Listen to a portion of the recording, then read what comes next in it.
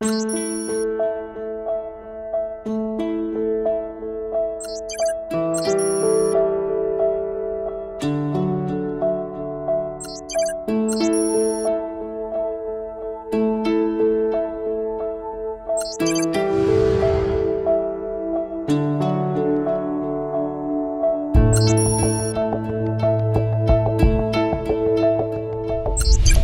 si vous voulez, on va passer à la dernière partie. Nous serons concis et concrets. J'en profite pour remercier aussi l'ensemble des intervenants, puisque ça va nous permettre d'illustrer un petit peu ou de répondre à la question comment pour les pouvoirs adjudicateurs, les entités adjudicatrices ou les donneurs d'ordre privés qui partagent une partie de ces obligations avec vous, et surtout comment pour les sous-traitants, les fournisseurs, les titulaires de marché, comment ça se passe pour concrètement remplir cette obligation. Alors, nous-mêmes, nous sommes opérateurs économiques, nous-mêmes, nous sommes titulaires de marchés publics, notamment à l'UGAP, mais un certain nombre de collectivités territoriales, des conseils généraux, des mairies, des SEM également. Et pour vous donner une idée un petit peu de notre activité, nous suivons les échanges d'attestations et de certificats aujourd'hui de plus de 18 000 marchés. Voilà, pour vous donner une idée, avec des marchés très différents, dans des activités très différentes, donc entretien d'espaces verts notamment, avec la complexité que ça engendre.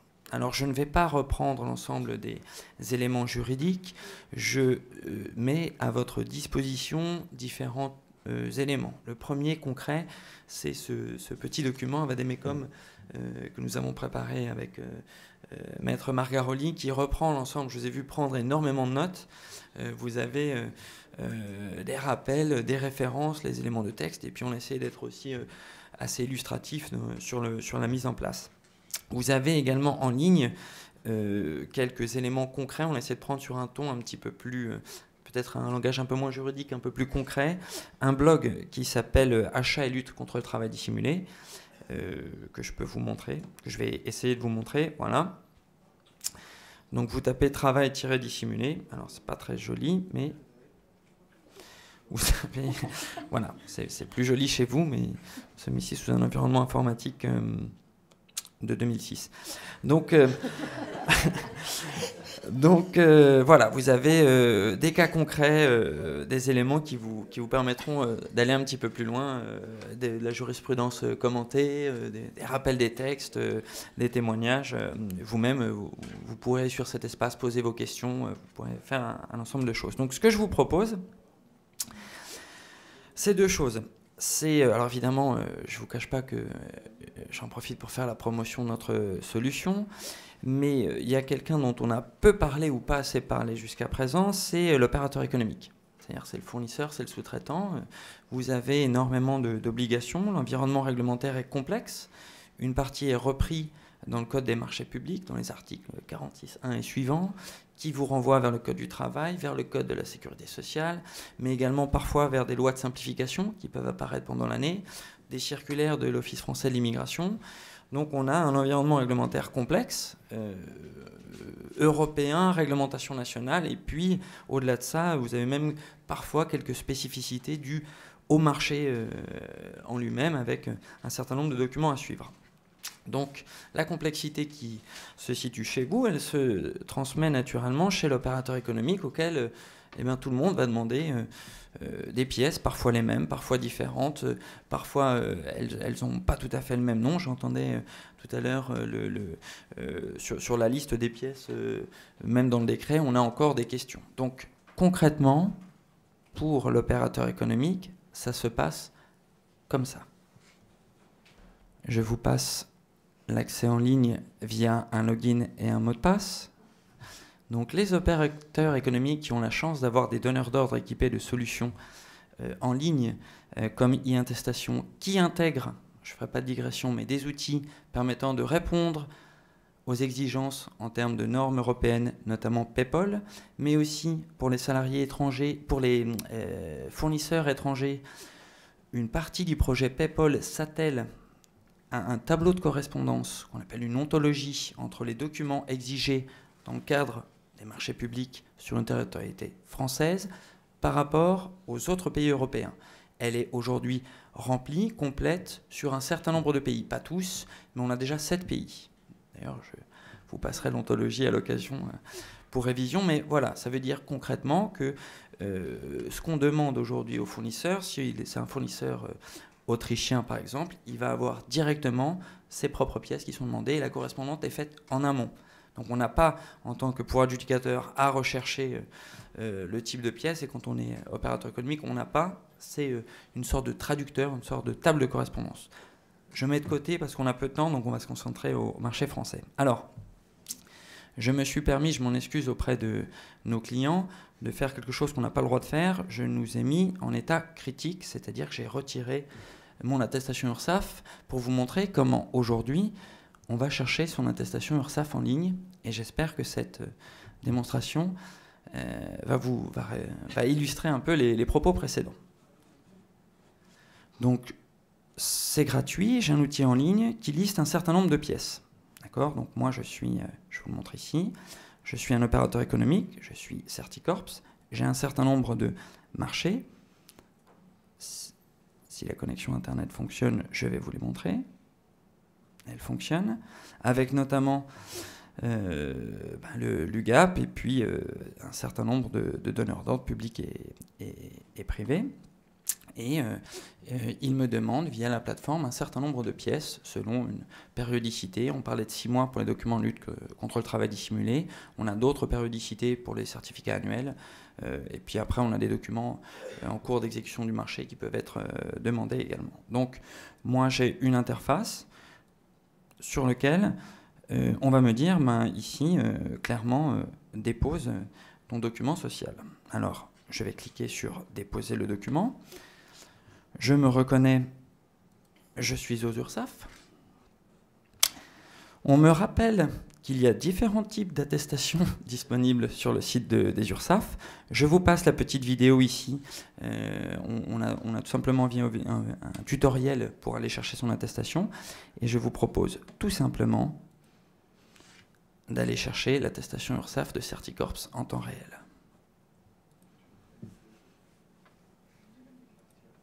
Rien de plus facile. Je connais par cœur mon SIRET.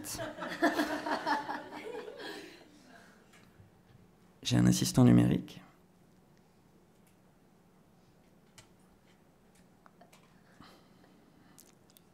C'est moi le problème, c'est pas lui.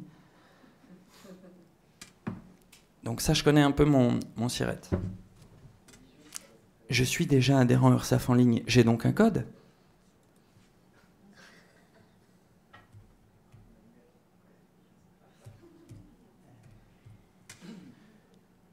Et normalement, je clique.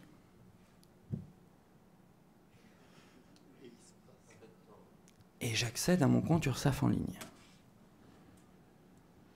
J'ai tout un bouquet de services à ma disposition, mais ce qui m'intéresse aujourd'hui, c'est d'aller chercher mon attestation. C'est un certificat qui n'est pas reconnu, c'est pas grave. J'invite les URSSAF à se rapprocher des éditeurs de certificats.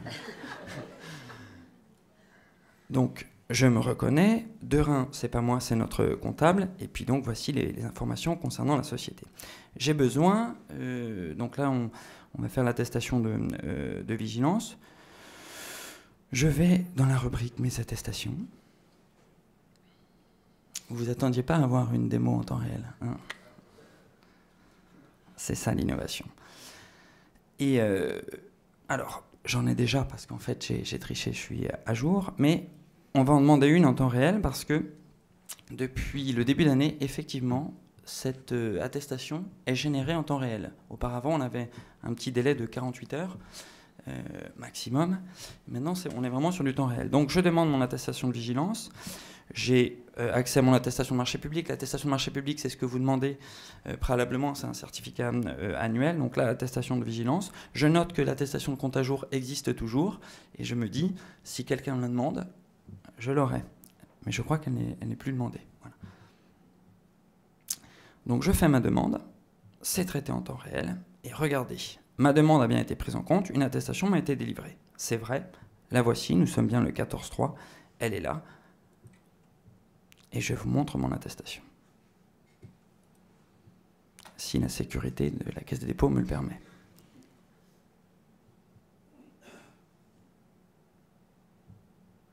La voici. Comme indiqué, j'ai un code de sécurité qui me permettra unitairement de me rendre sur le site des URSSAF et de pouvoir vérifier que mon attestation est valide. Je ferai aussi une capture d'écran, comme quoi j'aurai bien rempli mon obligation, je l'imprimerai et je la mettrai dans mon dossier. Effectivement, j'ai un certain nombre d'informations, les effectifs, la masse salariale, donc effectivement, ne jugez pas, on est bien payé chez Certicorps, et puis il s'agit bien de l'établissement concerné. Alors nous, on gère 18 000 marchés. En fait, on ne gère rien du tout, c'est notre logiciel qui gère. Et en fait, ce logiciel, il va interroger via un web service directement les URSSAF. Et donc, vous allez voir, moi, je suis fournisseur. Je vais enregistrer, par exemple, une copie de ce document. Je ne peux pas. Bon, j'en ai été sûr. Donc, je ne suis pas de la Caisse des dépôts et consignations. Je n'ai pas le droit d'enregistrer de documents. C'est dommage. Ah, sur le bureau. J'ai enregistré la copie sur mon bureau. Je retourne dans mon interface. Je sélectionne mon attestation. Je dépose mon document. Le voici intégré. Si jamais j'avais tenté d'intégrer autre chose, j'aurais eu un message d'erreur. Parce que nous avons interrogé via un web service qui reprend l'interface qui est sur le site et qui nous permet aussi de récupérer une information intéressante, qui ne figure pas d'ailleurs encore sur l'interface, qui est la date de validité du document. Donc la plateforme a reconnu, a vérifié qu'elle était liée au bon établissement, elle a donc accepté. En même temps qu'il est déposé sur mon interface, il est horodaté, il est archivé à la filiale de la Caisse des dépôts et consignations qui s'appelle Archineo. Si jamais j'ai un contrôle et que je dois proposer les pièces, voilà, je pourrais le faire. Donc voilà comment aujourd'hui un fournisseur remplit son obligation pour, par exemple, son client l'UGAP. Ce qui est intéressant, c'est que cette attestation, en fait, elle est universelle. Moi, en tant que fournisseur, l'attestation, elle vaut pour moi, mais elle vaut pour tous mes clients, tous mes pouvoirs adjudicateurs. Et au lieu de l'envoyer à chacun, il se trouve qu'ici, tous les utilisateurs de la solution e-attestation de l'autre côté ont reçu l'accès à mon document. Donc je l'ai déposé une fois, je rappelle c'est gratuit, tous mes clients sont à jour. Je vais recevoir un email de relance automatiquement à la fin de validité du document. Je n'ai pas besoin de l'avoir avant, puisque l'attestation est générée en temps réel, donc j'ai une alerte, je retourne sur les URSSAF, je redépose la pièce. D'accord ? Ce principe-là, je ne vous le montre que sur l'attestation URSSAF, parce que c'est finalement le plus complexe. On gère sur le même principe les justificatifs d'immatriculation. Alors pour ça, nous sommes connectés à des bases de données comme celle du Registre national du commerce et sociétés, mais pas que, parce que vous avez aussi des associations, vous avez aussi des entreprises étrangères, vous avez aussi des personnes physiques qui peuvent vous proposer du service. Donc on est connecté à différentes bases en temps réel et on va chercher les informations, y compris pour les entreprises étrangères. Donc on peut s'assurer qu'elles sont bien immatriculées dans leur propre pays. Et puis on va gérer un document, on ne va pas rentrer aujourd'hui, qui est la liste nominative des salariés étrangers soumis à l'autorisation de travail, qui doit être déposée par le fournisseur pour chacun des marchés. Donc voilà concrètement comment ça se passe quand on est fournisseur. Et avec un équipement qui est ce qu'il est et une connexion qui est ce qu'elle est, vous l'avez vu, ça m'a pris 5 minutes. Il n'y a plus d'attestation papier. Arrêtez-moi si je me trompe, mais vous n'envoyez plus d'attestation en papier. Tout se fait en ligne. L'accès au service de l'URSSAF est évidemment gratuit. L'accès à la plateforme comme e-attestation est également gratuit. On reprend les 3 principes fondamentaux. Je pense qu'on respecte les 3 principes fondamentaux de la commande publique. Et maintenant, je vais vous montrer comment ça se passe du côté du pouvoir adjudicateur, du donneur d'ordre. Pour ça, je demande l'autorisation à M. Topiak de bien vouloir montrer en temps réel le compte de l'UGAP.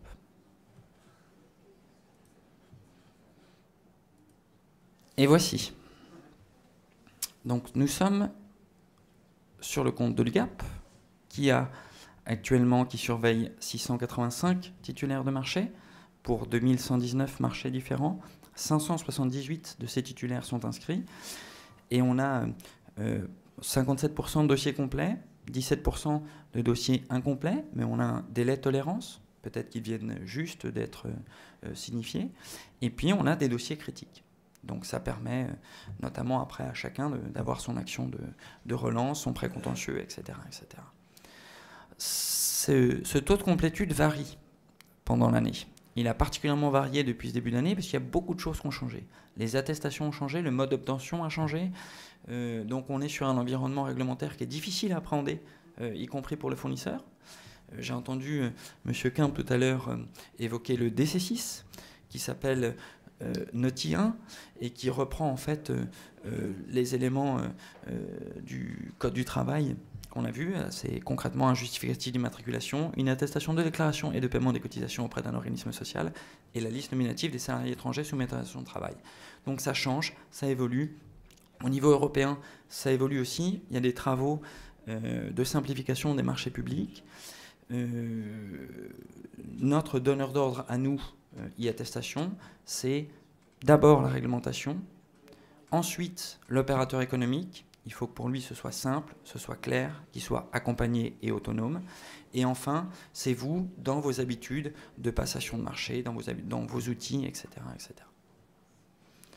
Puisqu'on est là, est-ce que vous avez des questions sur l'utilisation de ce type de solutions qui vont automatiser, alors j'espère ne me mettre personne à dos, mais qui vont automatiser une partie de la vérification et du contrôle des pièces par un mécanisme informatique et un web service qui a été délivré, qui n'exonère pas la lecture des pièces, le contrôle et puis après la lecture des éléments concrets du marché, qui va apporter plus de valeur que la simple collecte des attestations papier auparavant. J'attire l'attention sur le fait que maintenant les effectifs des établissements surveillés figurent et donc sont lisibles, on les restitue. C'est pour vous aussi un moyen d'appréhender les capacités techniques de réalisation du marché de votre partenaire. Ça vous permet, dans un deuxième temps, dans votre analyse en tant que pouvoir adjudicateur, en tant qu'acheteur public, d'avoir aussi des statistiques et une meilleure connaissance de vos titulaires de marché. Qui sont-ils ? Où sont-ils en termes d'emploi, de statistiques d'emploi? Donc ça permet de créer de la valeur au-delà de la simplification juste de la gestion documentaire. Vous les connaissez mieux, vous leur offrez des outils et vous avez une meilleure connaissance tout simplement de vos titulaires. Un point important qu'on va reprendre là, mais c'est le fait que vous demandez souvent les mêmes documents à vos titulaires de marché s'ils sont candidats d'un nouveau marché. Alors vous, à titre individuel, et puis vous, au sens large, puisque ces opérateurs économiques ne sont pas monoclients. Donc le déploiement en volume de ce type d'outils, de ce type de solutions, pour vous, va engendrer des gains de productivité.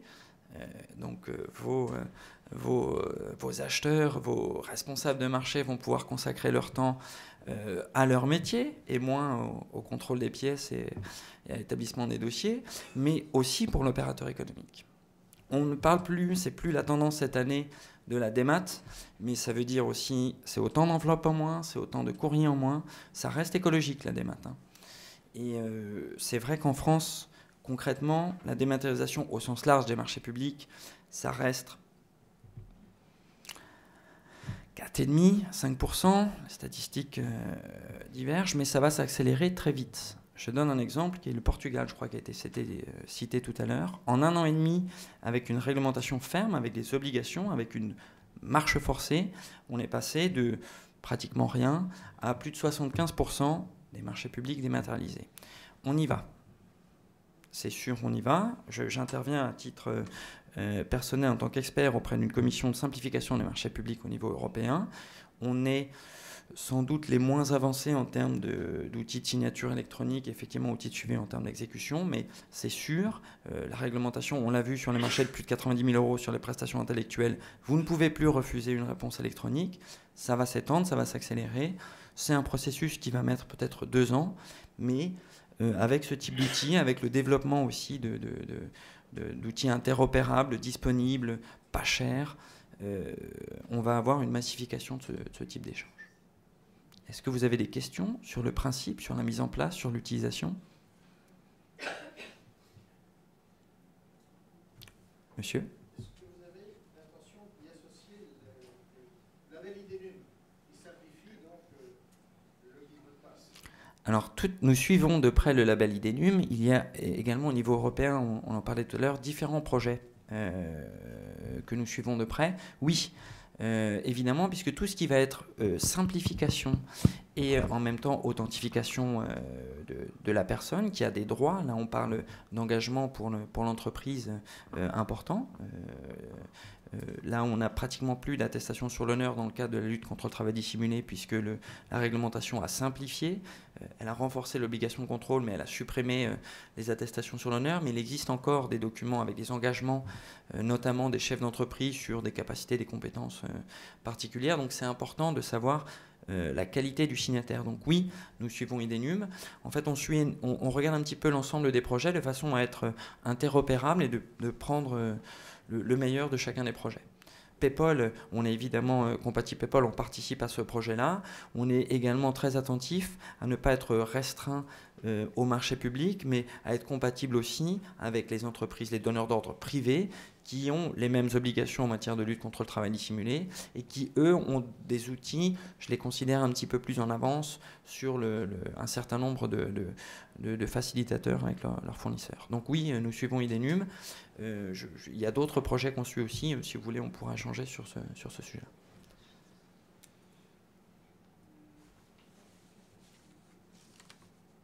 Eh bien, j'ai été particulièrement clair. C'est donc, je vais passer la main à Jacques pour clôturer. Un repas pour tout le monde, tous ensemble. Je crois que j'ai tenu mes engagements. Je vous invite, pour tout ce qui est contenu juridique, mise en application, exemple, à aller sur le site d'IAttestation, donc iattestation.com.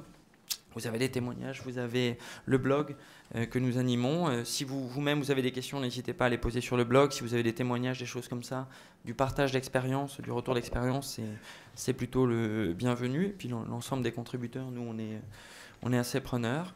Et puis, nous sommes à votre disposition en permanence. Je crois qu'on va déposer une partie du contenu de ce qui a été présenté, y compris une petite vidéo sur le site des Cotères. Donc vous pourrez aussi retrouver ces contenus-là. On va les relayer aussi sur e-attestation. Donc voilà, vous aurez accès à cette banque d'informations. Merci beaucoup. Merci Emmanuel. Non seulement tu as tenu les délais, mais tu es allé au-delà de mes espérances les plus secrètes. Puisque on n'a pas un quart d'heure de retard, on va avoir 10 minutes d'avance, ce qui est parfait, ce qui nous laisse attendre d'aller au restaurant tranquille.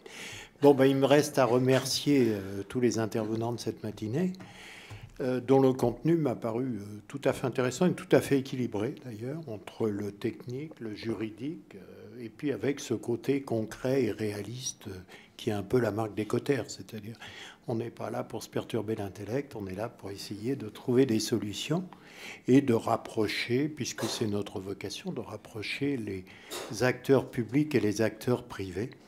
Parce que là aussi, c'est quelque chose, moi, qui me tient beaucoup à cœur. On a toujours eu tendance à voir la France du public et la France du privé. Il y a les bons, les moins bons, les courageux, les moins courageux, les gens qui sont au service de l'intérêt général, les autres qui sont au service du profit, du capitalisme décadent. Bon, tout ça, c'est visiblement d'une autre époque, et je crois que c'est bien qu'on puisse échanger nos expériences, nos cultures et notre histoire différentes. Donc, merci à tous les intervenants.